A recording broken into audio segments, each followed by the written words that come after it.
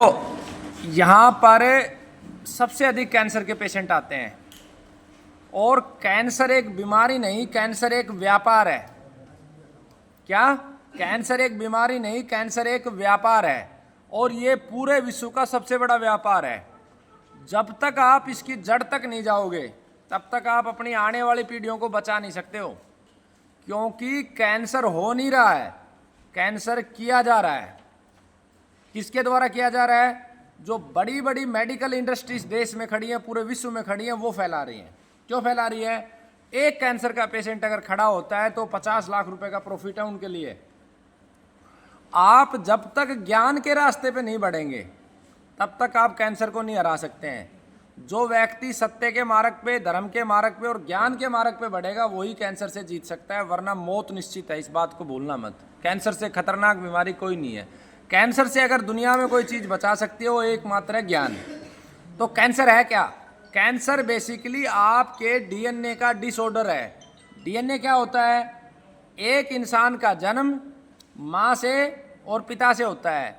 माँ का रज और पिता का वीर्य मिलके एक कोशिका का निर्माण होता है। ठीक है? उस कोशिका के अंदर आपके पिछले 10 पीढ़ियों की, 20 पीढ़ियों की याददाश्त है। क्या है? मेमोरी है। उसे ये पता है पहली कोशिका को, या आपकी हाइट कितनी जानी है, आपकी आंखें कैसी होनी है, आपके क्या विचार है, सब है। और वो एक कोशिका, में सरल करके बता रहा हूँ, विज्ञान की भाषा में नहीं, देसी भाषा में, एक कोशिका के अंदर जब डिवीजन होता है, टूटती है, तो वो 2 बन जाती हैं। फिर और आगे डिवीजन होता है, वो बढ़ती रहती हैं। तो कोशिका जब समान विचारों की जो कोशिका हैं उनसे बनता है उत्तक, टिश्यू बोलते हैं। और जो समानांतर टिश्यू हैं उनसे बनता है अंग। ठीक है? और समान कार्य करने वाले अंग मिलके बनाते हैं शरीर में क्या? संस्थान। जैसे पाचन संस्थान हो गया, श्वसन संस्थान हो गया। और संस्थानों से मिलके क्या बनता है? शरीर। और पूरा शरीर किससे बना है? 5 तत्वों से बना है। सबसे ज्यादा क्या है शरीर में? जल। फिर है ठोस, ठोस यानी कि पृथ्वी। फिर है अग्नि, अग्नि यानी कि सूर्य। ठीक है? फिर क्या है? वायु। फिर है आकाश। इस धरती पर जितने भी जीव हैं वो सब इन 5 तत्वों की संतान है। ठीक है? अब इन 5 तत्वों के अंदर जब विकृति आती है तभी बीमारी आती है। अब उदाहरण के लिए एक व्यक्ति को मुंह का कैंसर हो गया। मुंह के कैंसर में उनके किसी भी पूर्वज ने गुटखा नहीं खाया था और उसने गुटखा खाना शुरू कर दिया। अब जो कोशिका है वो देखेगी, यार ये 10 पीढ़ियों से ये तो कभी खाया नहीं गया, इसको मैं कैसे पचाऊं? और वो डिसऑर्डर हो जाएगा वहां पे, और वो क्या बना देगा? कैंसर। अब आप रगड़ रहे हो अलग अलग कंपनी के पेस्ट, ब्रुश पे प्लास्टिक के पे लेके रगड़ने लग रहे हो। अब इनमें बनता है झाग। झाग के अंदर केमिकल है, वो सारे केमिकल लिखे हुए हैं नाम सहित। अब आपके 10 पीढ़ी पहले के तो किसी ने किया नहीं, कभी किसी ने कोलगेट ने किया। वो क्या करते थे? वो नीम की दातुन करते थे, वो दंत मंजन करते थे। अब वो कोशिका सोचेगी ये क्या आ गया, मैं इसको कैसे पचाऊं? और उसकी मेमोरी चली जाती है और वो क्या पैदा कर देती है? उसकी मेमोरी जाने से जो कोशिका की बढ़ने की स्पीड है वो अनकंट्रोल हो जाती है। जो 2 बन रही थी 2 की जगह 10 बनती है। वो मरने की जो प्रक्रिया होती है वो बंद हो जाती है, वही गांठ का रूप ले लेती है। तो यही कैंसर है।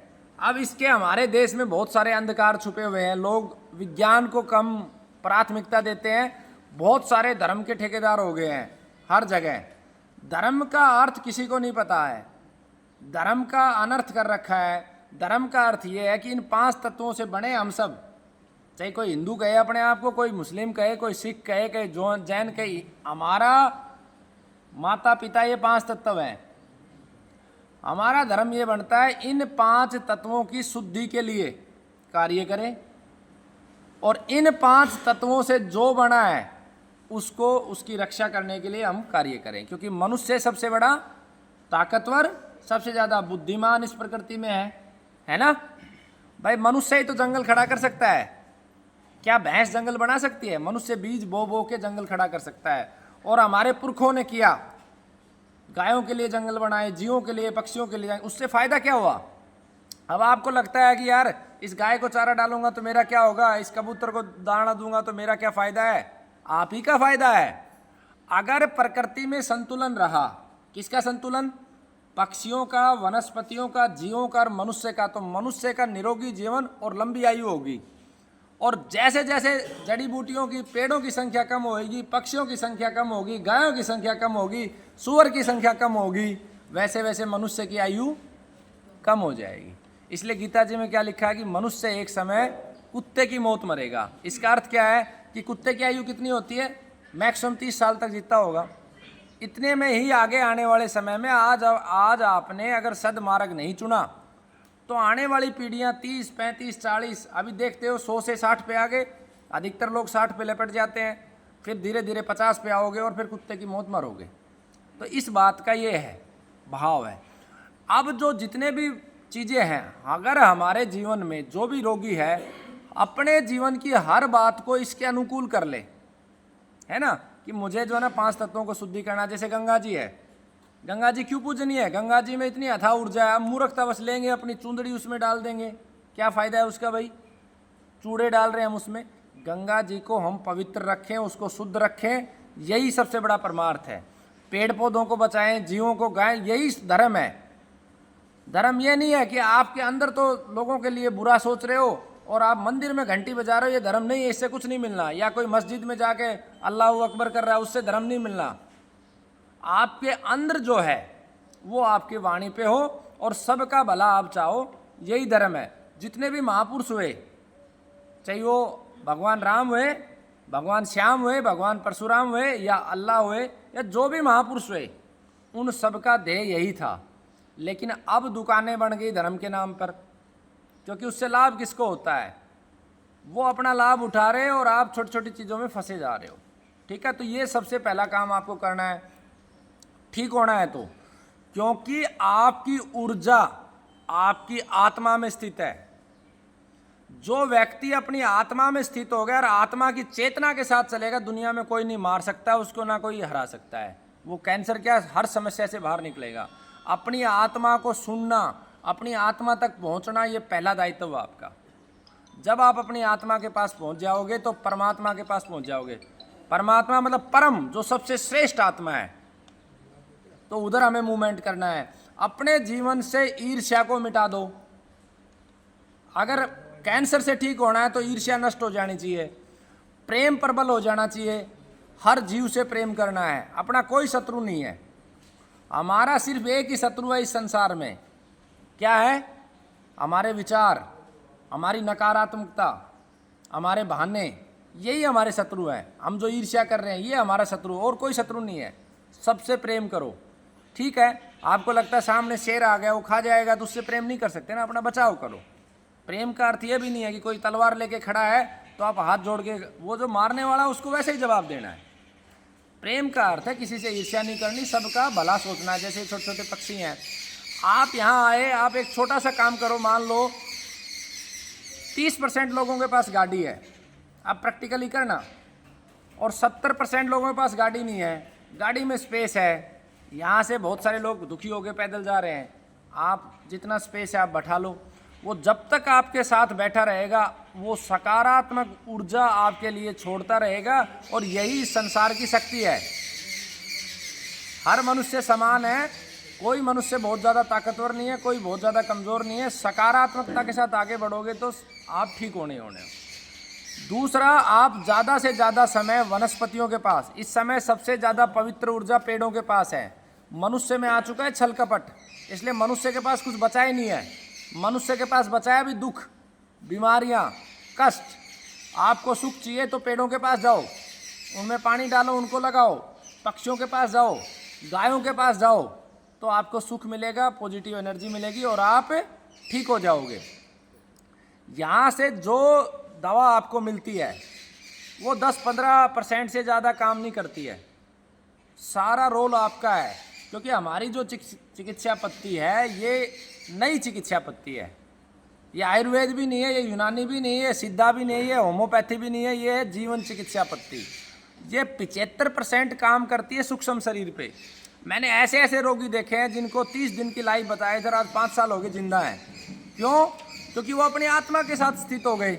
तो उनको कौन मार सकता है? बीमारी मार ही नहीं सकती है। जो पवित्र हो जाएगा, आत्मा में स्थित हो जाएगा, वो ठीक रहेगा। जिसके मन में छल कपट छिपा पड़ा है वो छल कपटी ही रहेगा, वो नहीं ठीक हो सकता है। तो ये मैंने इसलिए बताया कि आप 8-10 हज़ार रुपये दे के जाओगे, अगर इन छल कपट को नहीं मिटाओगे तो आपका व्यर्थ जाएगा और मेरा भी प्रयास व्यर्थ जाएगा। जो इन वीडियो को सुन के लागू कर सकता है, पालन कर सकता है, वही व्यक्ति दवा ले, अन्यथा समय नष्ट होगा। और जो मूल विषय जो जहाँ से मैंने प्रारंभ किया था कि ये जो बीमारियाँ हैं ये हो नहीं रही, दी जा रही है।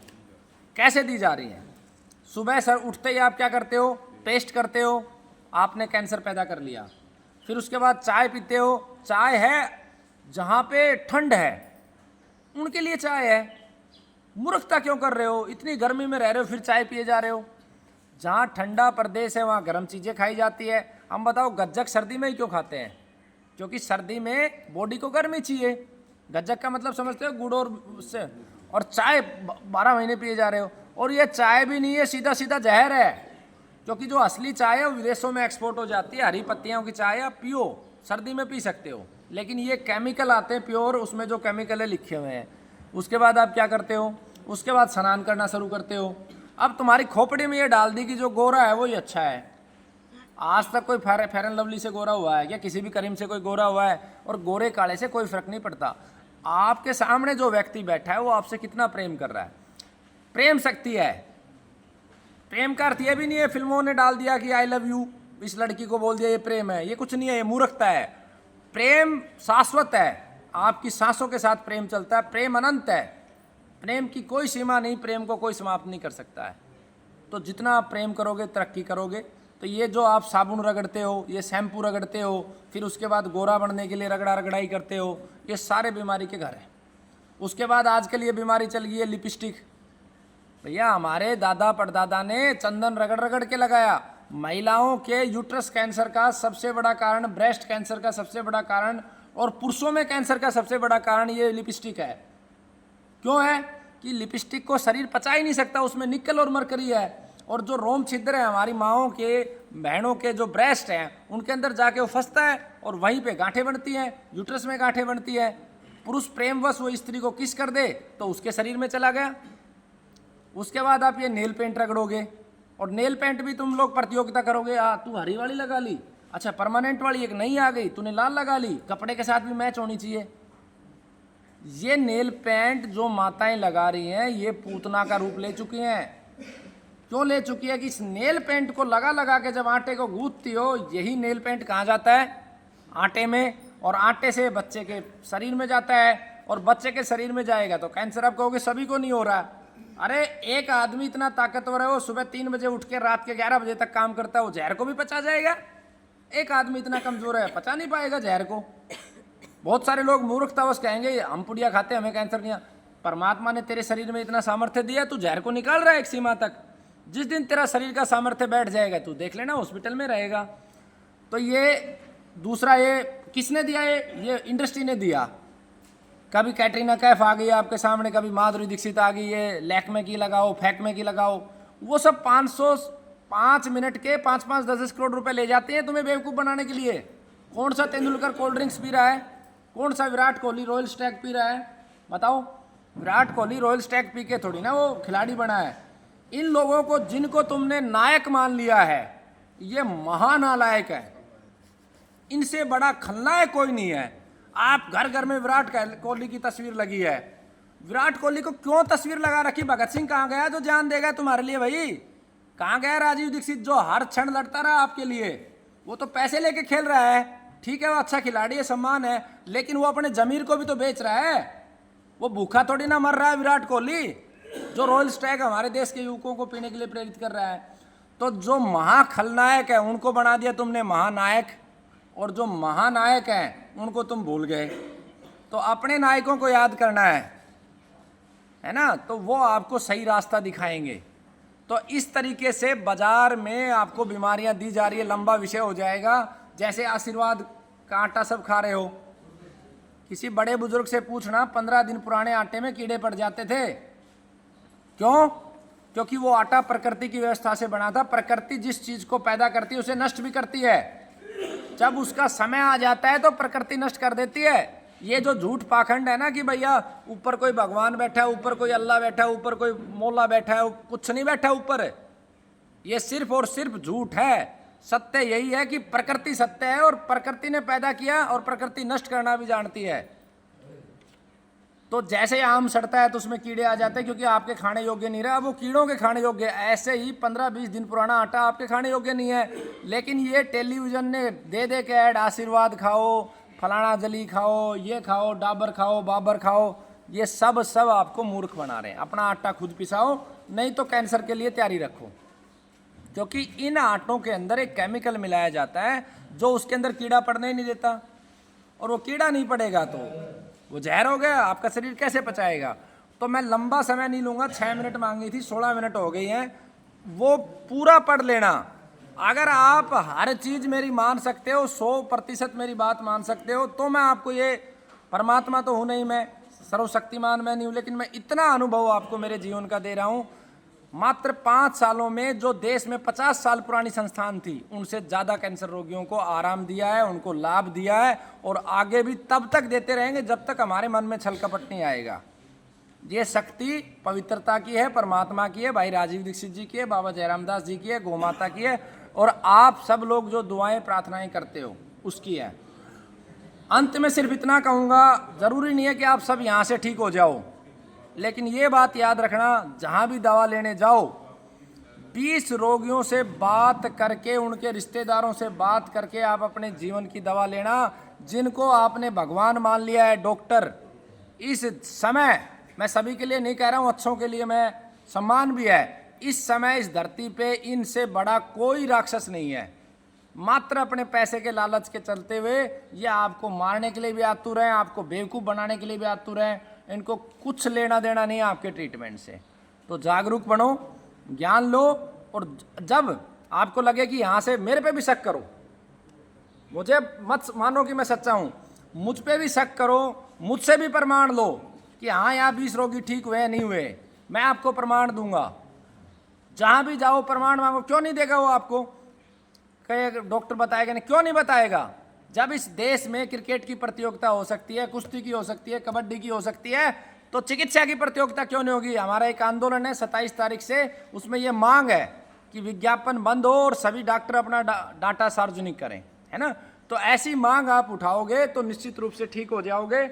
आप लोगों ने सुना, उसके लिए धन्यवाद। और कोई बात कड़वी आपको बुरी लगी हो तो मेरे को माफ़ कर देना।